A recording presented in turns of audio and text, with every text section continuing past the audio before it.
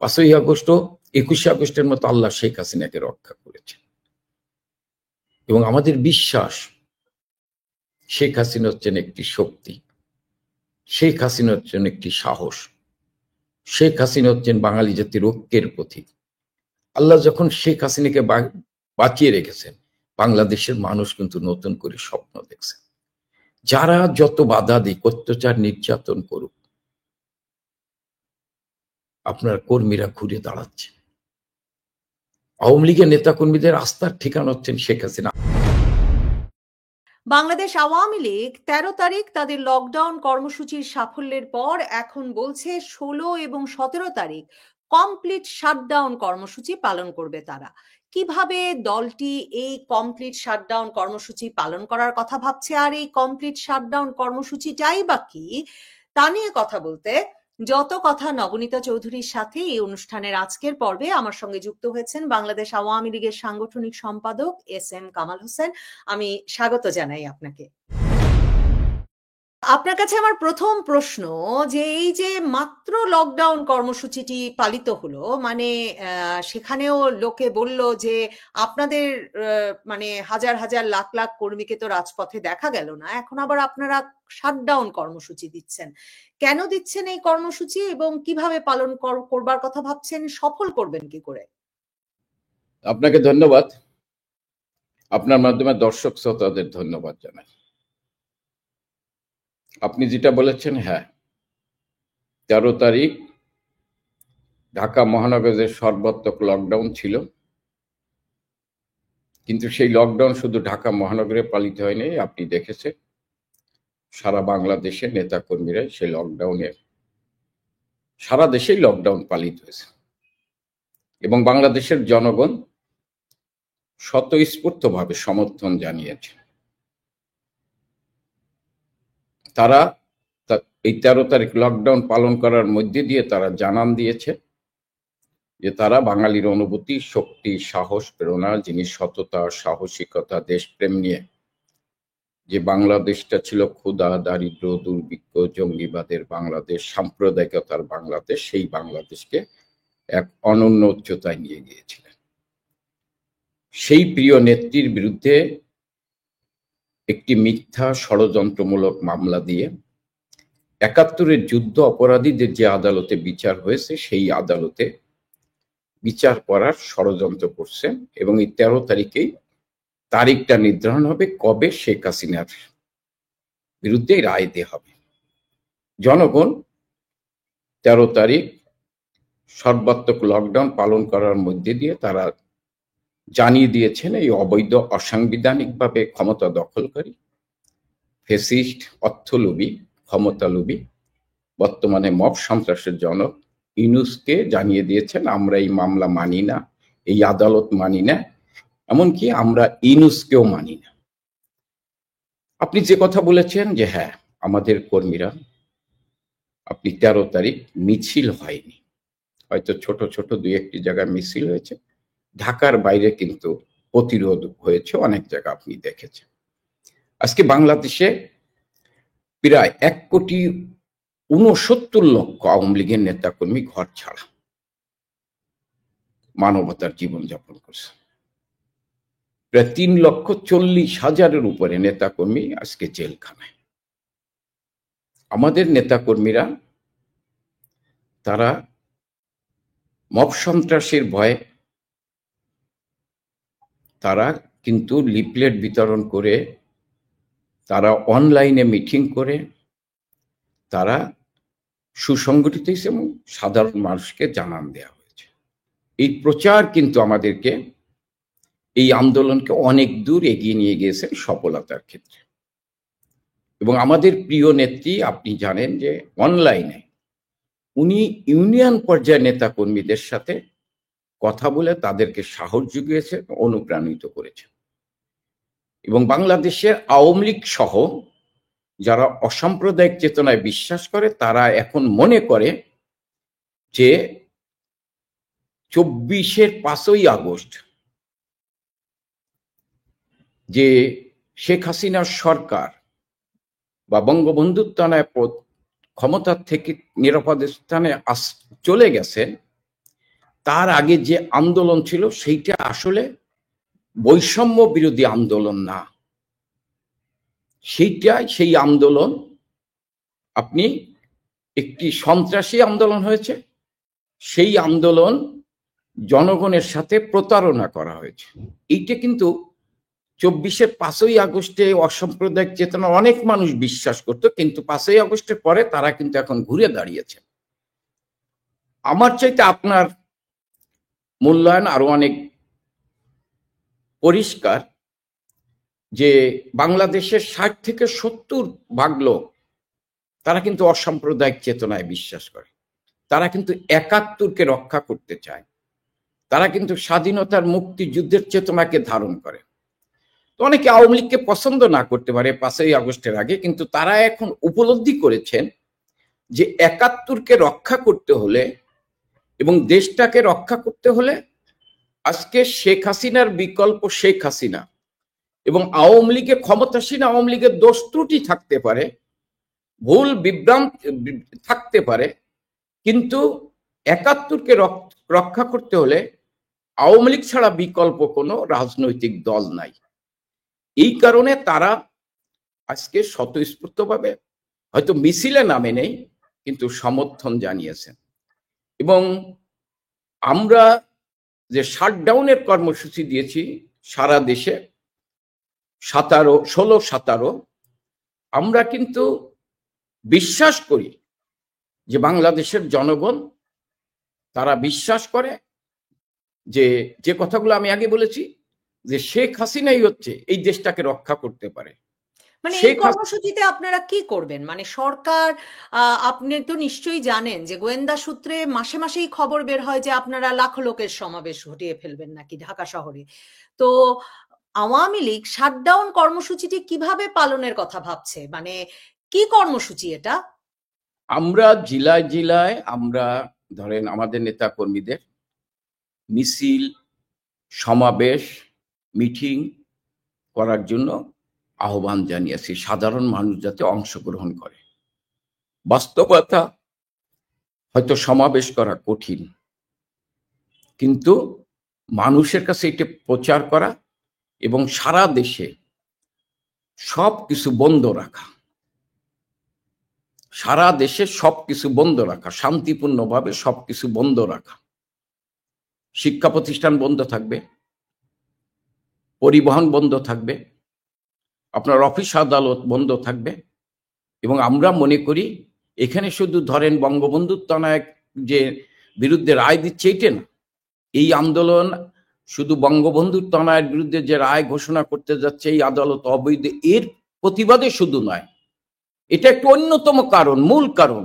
এর সাথে জড়িত আছে আপনি জানেন যে প্রায় 31 জন দেশপ্রেমিক সেনাবাহিনীর অফিসারদের বিরুদ্ধে মিথ্যা ষড়যন্ত্রমূলক মামলা দিয়েছেন, যে আদালতে যুদ্ধ অপরাধীদের বিচার হয়েছে এবং সেনাবাহিনীকে ধ্বংস করার একটি ষড়যন্ত্র চলছে। আমরা এর বিরুদ্ধে প্রতিবাদ করার জন্য এই আন্দোলনের কর্মসূচি হিসেবে আমরা নিয়েছি। আপনি পুলিশ হত্যা করেছে, অন্তঃসত্ত্বা নারী পুলিশ সহ হাজারের উপর পুলিশ হত্যা করেছে, সেই পুলিশ হত্যার বিচারের দাবি আমরা রেখেছি এবং অনেক পুলিশ অফিসারকে আইসিটি আদালতে মামলা দিয়ে, মিথ্যা মামলা দিয়ে তাদের বিচারের ষড়যন্ত্র, আমরা তার প্রতিবাদ জানিয়েছি আন্দোলন। এই দাবিগুলোর সাথে যারা একাত্মতা ঘোষণা করে তাদেরকে আমরা আহ্বান করেছি। আমরা ধরেন আপনি জানেন যে প্রায় 30 লক্ষ মানুষ, নারী পুরুষ কর্মহীন হয়ে পড়েছেন, প্রায় 242টার মতো গার্মেন্ট শিল্প বন্ধ। এই কর্মহীন মানুষ আজকে মানবতার জীবন যাপন করছেন। আমরা তারা যাতে তাদের চাকরি ফিরে পায়, তাদের কাজে যোগ দিতে পারে, গার্মেন্ট শিল্প আবার ঘুরে দাঁড়াতে পারে, আমরা এই দাবি জানিয়ে আমরা তাদেরকে এই আন্দোলনে শরিক হওয়ার জন্য আহ্বান জানিয়েছি। আমরা শুধু তাই নয়, আপনি আজকে সারা বাংলাদেশে গুম, খুন, হত্যা, মব সন্ত্রাস, মুক্তিযোদ্ধাদের হত্যা করছেন, বিচারপতিদের গ্রেপ্তার করে তাদেরকে তাদের উপর মব সন্ত্রাস চালানো হচ্ছে, সাংবাদিকদের হত্যা করা হয়েছে, সাংবাদিকদের গ্রেপ্তার করা হয়েছে। আজকে আপনি প্রধান নির্বাচন কমিশন, তাকে যেভাবে মব সন্ত্রাসের মাধ্যমে তার গলায় যেভাবে জুতার মালা পরা হয়েছে, বিভিন্ন শ্রেণী পেশার মানুষকে যেভাবে নির্যাতন করা হচ্ছে, তার প্রতিবাদে যারা প্রতিবাদ করতে চায় তাদেরকে আহ্বান করেছি এই আন্দোলনে শরিক হওয়ার জন্য, সমর্থন জানানোর জন্য। আমরা শুধু তাই নয়, আজকে যারা একবেলা খেতেও পারছে না, দ্রব্যমূল্য ঊর্ধ্বগতি, এর প্রতিবাদ করার জন্য আমরা এই আন্দোলনে এর প্রতিবাদ যারা করতে চান তাদেরকে এই আন্দোলনে শরিক হওয়ার জন্য আহ্বান জানিয়েছি।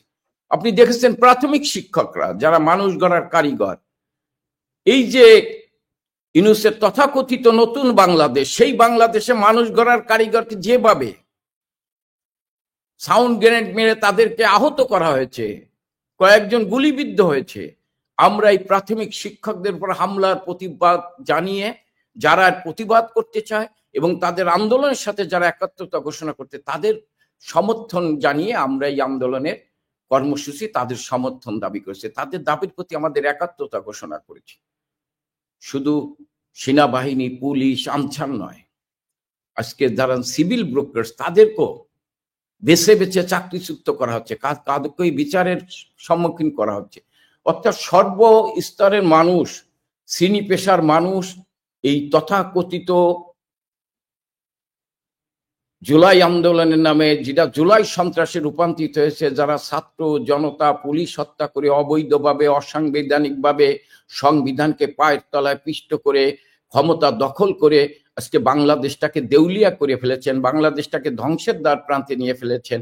এবং শুধু তাই নয়, আমার আপনার অস্তিত্ব, বাঙালি জাতির অস্তিত্ব, সেই ৭১কে মুছে ফেলার, শিকড়কে মুছে ফেলার যারা ষড়যন্ত্র করছে, সেই ইউনূসের আমরা পদত্যাগের দাবিতে আমরা মনে করি যে ইউনূসের পদত্যাগ ছাড়া এই সকল সমস্যার সমাধান হবে না। ইউনূস বিদায় না নেওয়া পর্যন্ত বাংলাদেশকে রক্ষা করা যাবে না।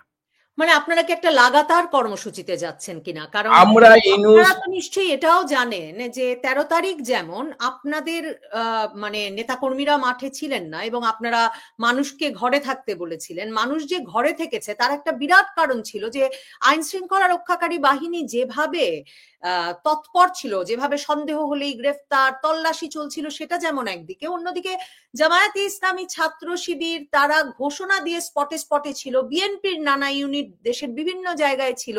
তো আপনাদের যারা রাজনৈতিক বিরোধী পক্ষ তারা তো রাস্তায় আছে, ছাত্র শিবির দেখলাম ব্যাট স্টাম্প নিয়ে আছে, লাঠি হাতে তরুণী ৩২ নম্বরের সামনে এক নারীকে পেটালো, সেই নারীকে গ্রেফতার করা হয়েছে। কাজেই মানে আপনাদেরকে প্রতিহত করবার জন্য তো মাঠে আছে আপনাদের রাজনৈতিক প্রতিপক্ষ। দেখেন, আপনি যেটা পেয়েছেন এটা তো জাতি দেখছে। শুধু একজন নারীর উপর হামলা হয়নি, একজন নবম শ্রেণীর ছাত্র, তাকে গ্রেফতার করা হয়েছে। আপনি আইন শৃঙ্খলা রক্ষাকারী বাহিনী নামানো হয়েছে সহিংসতা বন্ধের জন্য। র্যাব, পুলিশ দাঁড়িয়ে আছেন ২৩ বঙ্গবন্ধু এভিনিউতে আওয়ামী লীগ অফিসে আগুন দিচ্ছে। এটি তো আমি মনে করি এটি অবৈধ, অসাংবিধানিক ইউনূস সরকারই দায়ী। তারাই সন্ত্রাসকে, সহিংসতাকে তারা সমর্থন করছে, পৃষ্ঠপোষকতা করছে। হ্যাঁ, আমরা এখন রক্তপাত চাই না, আমরা মাঠে নামার চেষ্টা করছি, কিন্তু আমরা রক্তপাত এড়ানোর জন্য, আমাদের কর্মীরা নির্যাতন এড়ানোর জন্য আমরা বলছি যে যেখানে পারো সেইভাবে মিছিল করার জন্য। আমরা বড় সমাবেশের, লাখ লাখ লোকের সমাবেশের কর্মসূচি আমরা এখনো ঘোষণা করি নাই, আমরা উদ্যোগ নেই। আমরা মনে করি জনগণ আজকে উপলব্ধি করছে, জনগণ বাস্তবতা দেখছে, জনগণ বাংলাদেশকে পর্যবেক্ষণ করছেন, জনগণ এই সরকারকে দেখছেন যে এই সরকার এবং তার সহযোগীরা বাংলাদেশকে কোথায় নিয়ে যাচ্ছেন, জনগণ কেমন আছে তারা উপলব্ধি করছে। এবং তারা একদিন মাঠে নামবে এবং সেদিন হবে গণজোয়ার। এবং সেদিন বেশি দূরে নয়, আর আপনি যেটা বলছেন, আমাদের জনসমর্থন জনভিত্তি আছে বলেই, জনগণের সমর্থন আছে বলেই আমরা এই কর্মসূচিকে আমরা ইউনূসের পদত্যাগ না হওয়া পর্যন্ত আমরা অব্যাহত রাখব। আমাদের পিঠ দেয়ালে ঠেকে গিয়েছেন, হয় আমরা মরব, না হয় আমরা বাঁচব। আমরা মনে করি যে আমরা সত্যের পক্ষে আছি, আমরা ৭১-এর পক্ষে আছি, আমরা দেশের পক্ষে আছি, আমরা সার্বভৌমত্বের পক্ষে আছি, আমরা বঙ্গবন্ধু তনয় জননেত্রী শেখ হাসিনার নেতৃত্বে বাংলাদেশকে এগিয়ে নিয়ে যেতে চাই। এবং গোটা বাঙালি জাতি এখন বিশ্বাস করেছে যে শেখ হাসিনার বিকল্প শেখ হাসিনা। শেখ হাসিনা পারবে এই বাংলাদেশকে রক্ষা করতে, শেখ হাসিনাই পারবে বাংলাদেশের সার্বভৌমত্বকে রক্ষা করতে। এই কারণে জনগণ কিন্তু এখন ঘুরে দাঁড়াচ্ছেন। কিন্তু আপনি এক আপনাদের হাতে তো বেশি সময় নাই, কারণ একদিকে যেমন ১৭ তারিখ শেখ হাসিনার বিচারের রায় ঘোষিত হতে যাচ্ছে এবং রাষ্ট্রপক্ষ মৃত্যুদণ্ডের রায় চেয়েছেন, অন্যদিকে নির্বাচন হচ্ছে ফেব্রুয়ারি মাসে, তো আপনাদের বাদ দিয়ে নির্বাচন হবে, আর শেখ হাসিনার রায়ও ঘোষিত হয়ে যাচ্ছে। কাজেই মানে আপনাদের হাতেও তো সময় বেশি নাই, মানে আপনারা কি এসব ঠেকাতে পারবেন? দেখেন, রায় তো আপনি দেখেছেন, বিচারক জামাতের, চিফ প্রসিকিউটর জামাতের, যে সরকার যাকে উকিল নিয়োগ করেছেন তিনিও জামাতের। রায় লিখিত, বিচারের নামে প্রহসন হচ্ছে। আনুষ্ঠানিকভাবে ১৭ তারিখ ঘোষণা করবেন। এতদিন যা করেছেন, নাটক করেছেন, প্রহসন করেছেন এবং সর্বোচ্চ সাজা ঘোষণা করবেন। কিন্তু হ্যাঁ, এই সাজা কাগজে কলমে ঘোষিত হবে। বাংলাদেশের জনগণ এই সাজা কখনো বাস্তবায়ন করতে দেবে না। বাংলাদেশের জনগণ তাদের প্রিয় নেত্রী, তাদের অনুভূতি, তাদের শক্তি, তাদের সাহস, তাদের প্রেরণা শেখ হাসিনাকে তারা ফিরিয়ে নেবেই বিজয় বেশে। এবং সেদিন বেশি দূরে না। আপনি যেটা বলছেন না, সময় কম, আমরা মনে করি আওয়ামী লীগ বাদে, শেখ হাসিনা বাদে বাংলাদেশে কোনো নির্বাচন হতে পারে না। এই দেশে আওয়ামী লীগকে মাইনাস করে যারা নির্বাচন করেছেন তারা অতীতে কখনোই বেশি দিন ক্ষমতায় টিকে থাকতে পারে না। ইরশাদ সাহেব করেছিলেন, টিকে থাকতে পারেনি। বেগম খালেদা জিয়া ৯৬ সালে নির্বাচন করেছিলেন, ১ মাসের বেশি ক্ষমতায় টিকে থাকতে পারেনি। হয়তো তারা নির্বাচন করার চেষ্টা করতে পারে এবং পাতানো একটি নির্বাচন করতেও পারে, সেই নির্বাচনের ফলাফল হয়তো ঘোষণাও দিতে পারে। কিন্তু বাংলাদেশের জনগণ এই নির্বাচনের মধ্যে দিয়ে, হ্যাঁ, সরকার যাদের নির্বাচিত ঘোষণা করবে তারা বেশি দিন ক্ষমতায় টিকে থাকতে পারবে না। আমি মনে করি যে আমরা জনগণকে নিয়ে সবকিছুর প্রতিরোধ গড়ে তুলব। এবং হ্যাঁ, আপনি যে কথাগুলো বলেছেন বাস্তবতা হচ্ছে, এই মুহূর্তে আমাদের কর্মীরা একটি বড় সমাবেশ করতে গেলেই সেখানে এই অপশক্তি তারা সকলে মিলে আমাদের উপর মব সন্ত্রাস চালায়। শুধু তাই নয়, ধরেন ভয়ের আতঙ্ক তৈরি করেছেন। আজকে বাংলাদেশের ৭০% লোক নিরাপত্তাহীনতায় ভুগছেন। আপনি দেশে যান, আপনার নিরাপত্তা নাই। কোন শ্রেণী পেশার মানুষ যাদের ভিতর চিন্তা চেতনায় যারা ৭১-কে ধারণ করে তারা কেউ নিরাপদে নাই। আমি মনে করি এই মানুষগুলো ধীরে ধীরে ঐক্যবদ্ধ হচ্ছে। হ্যাঁ, ৫ই আগস্টের আগে এই মানুষগুলোর ভিতরই বিভেদ ছিল, এই মানুষগুলোই বিভ্রান্তির ভিতর ছিল। কিন্তু সেই মানুষগুলো এখন উপলব্ধি করতে পেরেছেন ভুল ত্রুটি আওয়ামী লীগের থাকতে পারে, কিন্তু এই দেশকে রক্ষা করতে হলে আওয়ামী লীগের বিকল্প নাই। আওয়ামী লীগ জনগণের সাথে প্রতারণা করে না, আওয়ামী লীগ বাংলাদেশের মানুষের সাথে প্রতারণা করে না। শেখ হাসিনা বাংলাদেশকে রক্ষা করতে চায়, শেখ হাসিনা বাংলাদেশের জনগণকে নিরাপদে রাখতে চায়, এবং শেখ হাসিনার আমলে 15 বছর একটানা রাষ্ট্রীয় ক্ষমতায় ছিলেন, বাংলাদেশের মানুষ নিরাপদে ছিল, কোনো মায়ের কোল খালি হয়নি। শেখ হাসিনার আমলে অনেকেই অনেক কথা বলতে পারে। 2024-এর জুলাই আগস্টে তো অনেক মায়ের বুক খালি হয়েছে এবং অনেক মায়ের কোল খালি হয়েছে, এবং সেই বিচার তো বাংলাদেশের জনগণ চায়। এবং নির্বাচনের কথা বলছিলেন, অংশগ্রহণমূলক নির্বাচন আপনারা করতে পারেন নাই, এসব বিষয়ে তো আপনাদের অনুশোচনা, আপনাদের উপলব্ধি নাই, এই কথাটাও অনেক আলোচিত হচ্ছে। না, দেখেন, জুলাইতে যারা নিহত হয়েছেন, অবশ্যই আমরা এই হত্যাকাণ্ডের বিচার চাই। জুলাই আন্দোলনের শুরুতে সাধারণ ছাত্রদের যে বৈষম্যবিরোধী আন্দোলন ছিল, সেই আন্দোলনের শুরুতে যারা মারা গিয়েছিলেন, জননেত্রী শেখ হাসিনা বিচার বিভাগের তদন্ত কমিটি করেছিলেন এবং বলেছিলেন জাতিসংঘের মাধ্যমে আমরা বিচার বিভাগীয় তদন্ত কমিটি করে আমরা সুষ্ঠু বিচার করব, খুনি যেই হোক তার বিরুদ্ধে ব্যবস্থা নেওয়া হবে। আপনি যেটা বলেন যে প্রথম হলো ডেইলি স্টারের নিউজ, 16ই আগস্ট থেকে 5ই আগস্ট পর্যন্ত মারা গিয়েছেন 327 জন, আর 5ই আগস্ট থেকে 8ই আগস্ট পর্যন্ত মারা গিয়েছেন 329 জন। আপনি দেখেন, এই মৃত্যু নিয়েও এই অবৈধ অসাংবিধানিক সরকার ইউনূস এই মৃত্যু নিয়েও জাতির সাথে প্রতারণা করেছেন, মিথ্যাচার করেছেন। জাতিসংঘের প্রথম রিপোর্ট ছিল 650 জন মারা গিয়েছেন। যখন ইউনূস বলল 1500 জন মারা গিয়েছেন, তখন জাতীয় সংঘ দ্বিতীয় সংস্করণ করলেন যে 1400 জন মারা গেছে। এবং বঙ্গবন্ধুর তনয় আন্তর্জাতিক মিডিয়াতে কথা বলেছেন। তিনি কি বলেছেন দেশবাসী দেখেছেন। তিনি এও বলেছেন, হ্যাঁ, সরকারের দায় দায়িত্ব আছে, কিন্তু আমরা তো এই হত্যাকাণ্ডের বিচার করতে চেয়েছি। বাংলাদেশের স্বাস্থ্য মন্ত্রণালয় কিন্তু 800-র উপরে যেতে পারেননি।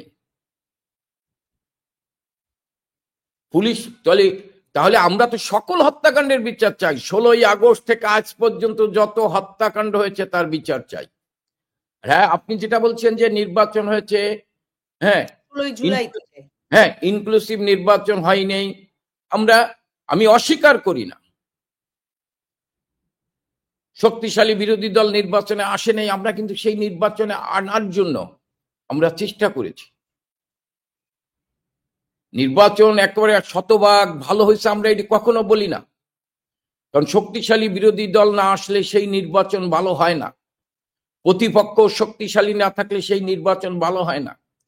কিন্তু সাংবিধানিক ধারাবাহিকতা রক্ষার জন্য আমরা নির্বাচন জননেত্রী শেখ হাসিনা নির্বাচন ছাড়া তো ক্ষমতার পরিবর্তন নাই। উনি নির্বাচন পরিচালনা করতে বলেছেন নির্বাচন কমিশনকে।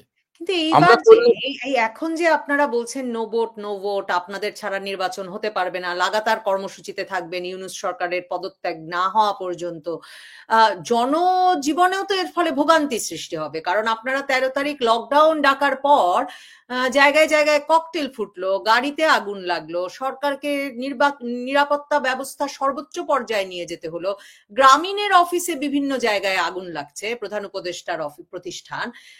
এসব ঘটনাগুলো তো ঘটছে আপনাদের লকডাউন কর্মসূচিকে কেন্দ্র করে। আমি আপনার বলি, দেখেন, বিএনপির নেত্রী মনি কি বলছেন একটি টকশোতে, সে ছবি দেখিয়ে বলেছেন এনসিপি অফিসে বোমা হামলা হয়েছে, যে ছেলেটি গ্রেপ্তার হয়েছে তাকে ছাত্রলীগ হিসেবে চালানোর চেষ্টা করা হয়েছে। কিন্তু মনি বলছেন যে এটি শিবিরের কর্মী, শাহবাগের। আপনি রাজশাহীতে একটি ছেলে অগ্নিদগ্ধ হয়েছে, তিনি ছাত্র দলের কর্মী, হাইওয়েতে আগুন লাগাতে গিয়ে নিজেই অগ্নিদগ্ধ হয়েছে। এবং আজকে যে রাজনৈতিক দলগুলো আছে তারা একে অপরের বিরুদ্ধে কিন্তু কথা বলছেন যে অনেকেই নির্বাচন, ইউনূস ঘোষিত তারিখে নির্বাচন যাতে না হয়, এর ভিতরে অনেকেই সেই নির্বাচন বন্ধ করার জন্য এদেশে সহিংসতা করার চেষ্টা করছেন। আমরা মনে করি যে আওয়ামী লীগের শান্তিপূর্ণ কর্মসূচিকে ব্যাহত করার জন্য, প্রশ্নবিদ্ধ করার জন্য আজকে শিবির এর কর্মী এনসিপি অফিস হামলা করেছেন, এটা পত্রিকায় এসেছেন। ছাত্র দলের কর্মী নিজে অগ্নিদগ্ধ হয়েছেন, পত্রিকায় এসেছেন। এবং আমাদের প্রিয় নেত্রী প্রধানমন্ত্রী বঙ্গবন্ধু তনয়া জননেত্রী শেখ হাসিনা কিন্তু বলেছেন যে যারা বাসে আগুন দেবে, যারা বিভিন্ন স্থাপনায় পেট্রোল বোমা মারবে, তাদেরকে ধরে পুলিশের কাছে দিয়ে দাও। আমরা এই আন্দোলনে সাধারণ মানুষ ক্ষতিগ্রস্ত হোক, এটা আমরা চাইনি। হ্যাঁ, তারপরেও আন্দোলন করতে গেলে মানুষ কিছুটা কষ্ট পাবেই, কিন্তু একটি ভালো কাজ করতে হইলে, দেশকে রক্ষা করতে হলে, সেই ক্ষেত্রে কারো না কারো ত্যাগ স্বীকার করতে হবে। আমরা এই লড়াইয়ে আমাদের অনেক সাথীকে হারাইয়েছি। আপনি দেখেছেন যে ছাত্রলীগের আরিফ অনেকদিন পর বাবা মার সাথে দেখা করতে গিয়েছিল ভোলাতে, বাবা মার সাথে দেখা করতে পারেনি। বাসার সামনে তাকে পিটিয়ে হত্যা করেছে। বাবা যখন ফজরের নামাজ পড়তে বের হয়েছে, তখন দেখে সন্তানের রক্তাক্ত দেহ পড়ে আছে। এরকম হাজার হাজার আরিফ বাবারা আত্মনাদ করছে। আপনি দেখেছেন 9 বছরের ময়না মসজিদের দ্বিতীয় তলায় রক্তাক্ত অবস্থায় পড়ে রয়েছে। আমাদের দেশে আপনি পীরাউলিয়ার দেশ বাংলাদেশ, তাদের মাজার ভাঙা হচ্ছে, কবর থেকে লাশ তুলে এনে তাকে পুড়িয়ে ফেলা হচ্ছে। এমন এক অবস্থা বাংলাদেশের। সেই বাংলাদেশ, আজকে মানুষ তো সেই বাংলাদেশকে রক্ষা করতে চায়। তাই এটা কারা করছে? কবর থেকে লাশ তুলে পোড়াচ্ছে কারা? মাজারে হামলা করেছে কারা? মসজিদে 9 বছরের ময়নার লাশ কারা করেছে? আরিফের কে কারা হত্যা করেছে? ঢাকা বিশ্ববিদ্যালয়ের একটি ভবঘুরে ছেলেকে, সে ভাত খাইতে চেয়েছে, তাকে পিটিয়ে হত্যা করেছে, কারা করেছে? রাজশাহী বিশ্ববিদ্যালয়ে একটি পা নেই, একসময় ছাত্রলীগ করতো, সে চাকরি করে রাজশাহী বিশ্ববিদ্যালয়ে, সন্তানের জন্য ওষুধ কিনতে গেছে, তাকে পিটিয়ে কারা হত্যা করেছে? জাহাঙ্গীরনগর বিশ্ববিদ্যালয়ের ছাত্রলীগ কারা পিটিয়ে হত্যা করেছে? কারা করেছে? বাংলাদেশে যে গতকাল একজন মহিলা, তাকে যেভাবে পিটানো হচ্ছে এবং পুলিশের কাছে ধরে দিচ্ছে, যে কারা করছে? আমরা মনে করি যারাই মব সন্ত্রাস করছে তারাই করছে। আজকে জামাত শিবিরের নেতাকর্মীরা মোড়ে মোড়ে স্লোগান দিচ্ছে, একটা একটা ছাত্রলীগ ধরো, সকাল বিকেল জবাই করো। কাদের স্লোগান? কারাও সহিংসতা তৈরি করছেন? এটা তো গোটা জাতি আজকে বুঝতে পেরেছে, যার ফলে গোটা জাতি আজকে তাদের ভিতরে যে ক্ষোভ, সেটা তারা 13 তারিখ প্রকাশ করেছে। তারা নীরব সমর্থন জানিয়ে প্রকাশ করেছেন সারা বাংলাদেশে। এবং আমরা মনে করি এই জাতি, সাধারণ মানুষ বাঁচতে চায়। কে ক্ষমতায় থাকে এটা বড় প্রশ্ন না, তারা ভালো থাকতে চায়, তারা নিরাপদে। আমি আপনাকে আপনার মানে কথা শুনতে শুনতেই আমার এটা মনে হলো যে ইউনূস সরকারের পতন হলেই বা আওয়ামী লীগের নেতা কর্মীরা নিরাপদে রাজনীতি শুরু করবেন কি করে? কারণ আপনাদের এই যে ঘটনাগুলো বলছেন, যে এই যে পিটিয়ে মারছে আপনাদের নেতা কর্মীদের, কিংবা এই কাল যে তরুণী আরেক নারীকে পেটালেন 32 নম্বরের সামনে জয় বাংলার স্লোগান দেওয়ার দায়ে, পরে পুলিশ নিয়ে হত্যা মামলা দিয়েছেন ওই গৃহবধূ নারীকে, সেটা ঠিক আছে, সেটা পুলিশের প্রশাসনের মানে সেই পরিবর্তন হয়তো সম্ভব হবে, কিন্তু আপনারা রাজনৈতিক প্রতিপক্ষ যখন মাঠে, তখন আপনারা ফিরবেন কি করে? ইউনূস সরকারের পতন হলেও তো আপনাদেরকে, মানে 200 বছরেও আপনাদের ফিরতে দেবে না। এই স্লোগান তো, এই আওয়াজ তো আছে বাংলাদেশের রাজনীতিতে। শোনেন, এই পার্লামেন্টে দাঁড়িয়ে বলেছিলেন 100 বছরে আওয়ামী লীগ ক্ষমতায় আসতে পারবে না, কিন্তু আল্লাহর রহমতে জনগণের রায় নিয়ে আওয়ামী লীগ ক্ষমতা এসেছিল। ৭৫-এর 15ই আগস্ট বঙ্গবন্ধুকে হত্যা করার পর বলা হয়েছিল আওয়ামী লীগ আর কোনোদিন ক্ষমতায় আসবে না, ঘুরে দাঁড়াতে পারবে না। কিন্তু আল্লাহর রহমতে বঙ্গবন্ধুর তনয় জননেত্রী শেখ হাসিনা সেই অন্ধকার যুগেও আলোর দিশার হিসেবে আওয়ামী লীগের নেতৃত্বে মুক্তিযুদ্ধের পক্ষে সকল মানুষকে ঐক্যবদ্ধ করে তিনি কিন্তু জনগণের রায় নিয়ে ভোটের অধিকার প্রতিষ্ঠা করে ক্ষমতা এসেছিলেন। বারবার শেখ হাসিনাকে হত্যা করার চেষ্টা করেছে, আপনি জানেন, দেশবাসী জানে। 22 বার হত্যা করার চেষ্টা করা হয়েছে, কিন্তু জনগণ শেখ হাসিনার পক্ষে।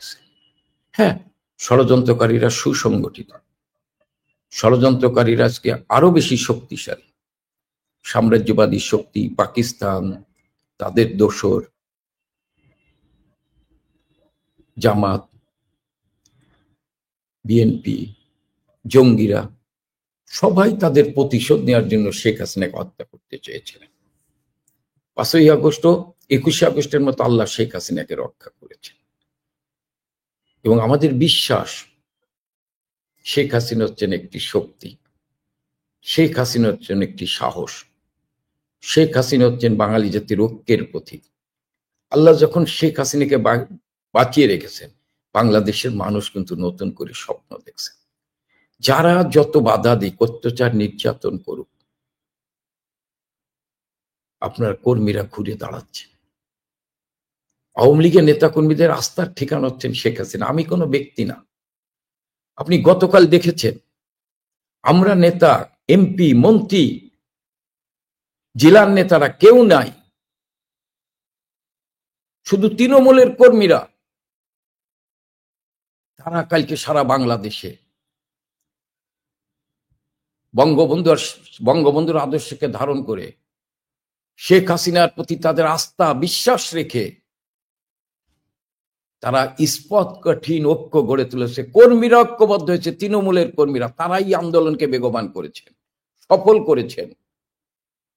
এখানে আমরা যারা কেন্দ্রীয় নেতা, আমরা যারা এমপি মন্ত্রী, আমাদের কোনো কৃতিত্ব নাই, কিন্তু আমরা হয়তো কারোর সাথে কথা বলছি, এইটা হয়তো একটু সাহস পেতে পারে। কিন্তু গতকালের 13 তারিখের যে আন্দোলন সফল হয়েছে, এটা তৃণমূলের কর্মীরা, বাংলাদেশের জনগণ আর শেখ হাসিনা। এই আন্দোলনের সফলতার মূল কারণ। আর আপনি যেটা বলছেন, হ্যাঁ, এরকম হুমকি তো আমাদের অতীত হয়েছে, আপনি জানেন। আমরা ঘুরে দাঁড়িয়েছি, জনগণ আমাদের ভুল বুঝছিল, সেইটা জনগণ আজকে সেই ভুল তারা বুঝছেন যে আমরা ভুল বুঝেছি, আমরাই সঠিক পথে ছিলাম না।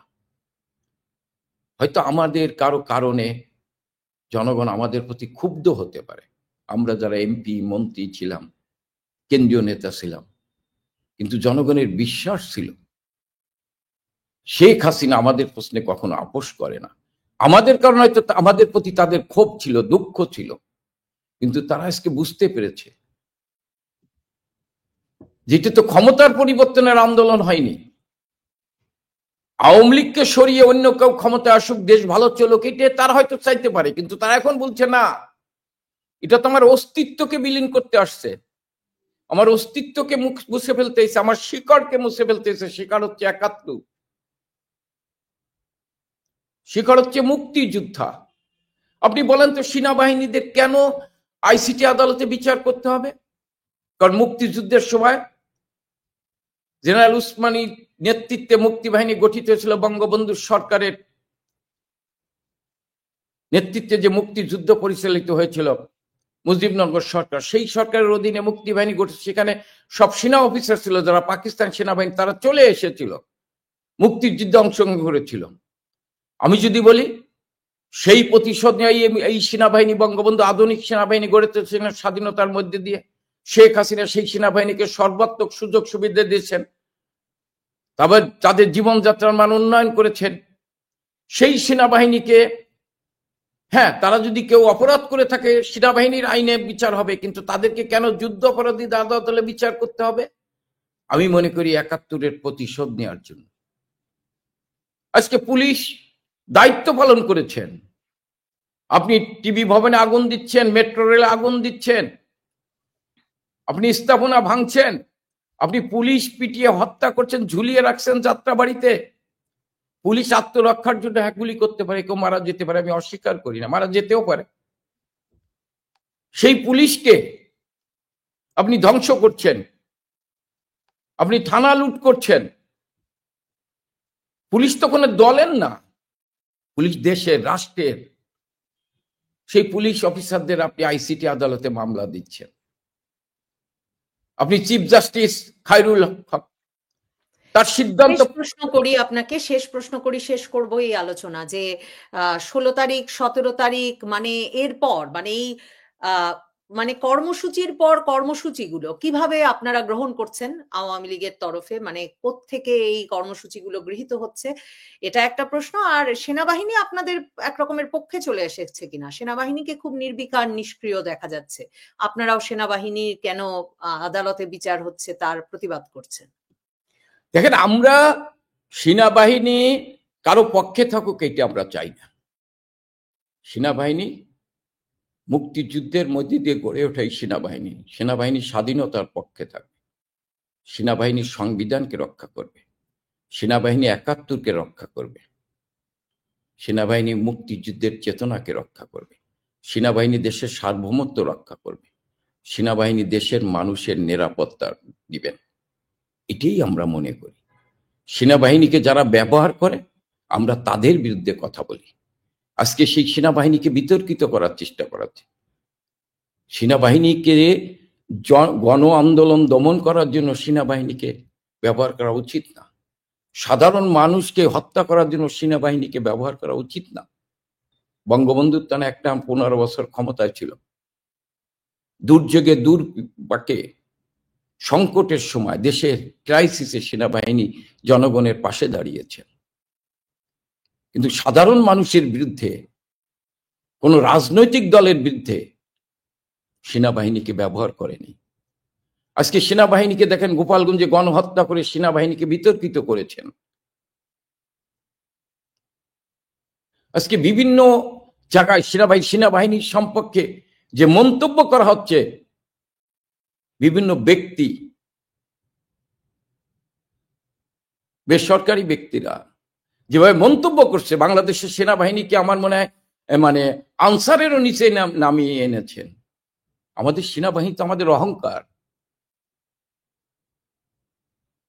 আমরা সেনাবাহিনীর যে 31 জন অফিসার, আমরা মনে করি হ্যাঁ কেউ যদি কোনো অপরাধ করে থাকে সেনাবাহিনীর আইন আছে, তার সেখানেই বিচার হবে। কিন্তু কেন যে আদালতে যুদ্ধ অপরাধীদের বিচার হয়েছে সেই আদালতে সেনাবাহিনীর বিচার হবে? কেন এই তথাকথিত অবৈধ আইসিটি আদালতে পুলিশ অফিসারদের বিচার হবে? আমরা হচ্ছি এই প্রশ্নে, আমরা নীতিগতভাবে মনে করি এইটা অন্যায়, এটা প্রতিহিংসা পরায়ণ, এই যে প্রতিশোধ দিতে চায়, এটা পাকিস্তানকে খুশি করার জন্য, ৭১-এর বিরোধী শক্তিকে খুশি করার জন্য, যারা স্বাধীনতায় বিশ্বাস করে না, যারা মুক্তিযুদ্ধে বিশ্বাস করে না, তাদেরকে খুশি করার জন্য সার্বভৌমত্বের প্রতীক দেশপ্রেমিক সেনাবাহিনীর বিরুদ্ধে ষড়যন্ত্র হচ্ছে। আইন শৃঙ্খলা রক্ষাকারী বাহিনী, পুলিশ বাহিনীর বিরুদ্ধে ষড়যন্ত্র করা হচ্ছে। আজকে সমস্ত আইন শৃঙ্খলা রক্ষাকারী বাহিনীকে ধ্বংস করা হচ্ছে। কারণ কি? কারণ একটা বাঙালির অস্তিত্ব নিয়ে টান দিয়ে ৭১কে মিথ্যা প্রমাণিত করা। আপনি দেখেন সাংবাদিক পান্না, আমি শুনেছি মুক্তি পেয়েছে, তার মাথায় হেলমেট, বুকে বুলেট প্রুফ জ্যাকেট, 2 হাত পিছনে দিয়ে বাঁধা, তারপরে পান্না কথা বলছে, তার কণ্ঠ চেপে ধরা হয়েছে। ঢাকা বিশ্ববিদ্যালয়ের ল ফ্যাকাল্টির শিক্ষক, কি বলছেন? ৭২-এর সংবিধান হাতে নিয়ে বলছে আমি এই সংবিধানের পক্ষে কথা বলতে এসেছি, আমি কোনো দলের পক্ষে কথা বলতে আসি নাই, আমি এই সংবিধানকে রক্ষা করতে চাই। তাকে মব সন্ত্রাস করে পুলিশের কাছে দেওয়া হয়েছে। এটা ওই বিশ্ববিদ্যালয়ের শিক্ষককে গ্রেপ্তার করা হয়নি, সংবিধানকে, ৭২-এর সংবিধানকে বন্দী করা হয়েছে। আমরা মনে করি এই কারণে আমরা আপনি যেটা বলছেন যে সেনাবাহিনীকে কোনো রাজনৈতিক দলের পারপাস সার্ভ করার জন্য আমরা বলি না। আমরা সেনাবাহিনী অতীতে যে দায়িত্ব পালন করেছেন দেশের পক্ষে, দেশের মানুষের পক্ষে, দেশের মানুষ যা চায় সেনাবাহিনী নিশ্চয়ই, দেশপ্রেমিক সেনাবাহিনী সেই মানুষের সেই প্রত্যাশা আকাঙ্ক্ষার কথা তাদের কাছে পৌঁছায়। তারা মানুষের প্রত্যাশা পূরণ করবে, দেশের সার্বভৌমত্ব রক্ষা করবে। এই কারণে আমরা সেনাবাহিনীকে আমরা আহ্বান জানাই। অনেক ধন্যবাদ জানাই এস এম কামাল হোসেন আপনাকে, এবং দর্শক ধন্যবাদ যারা এতক্ষণ আমাদের সঙ্গে ছিলেন।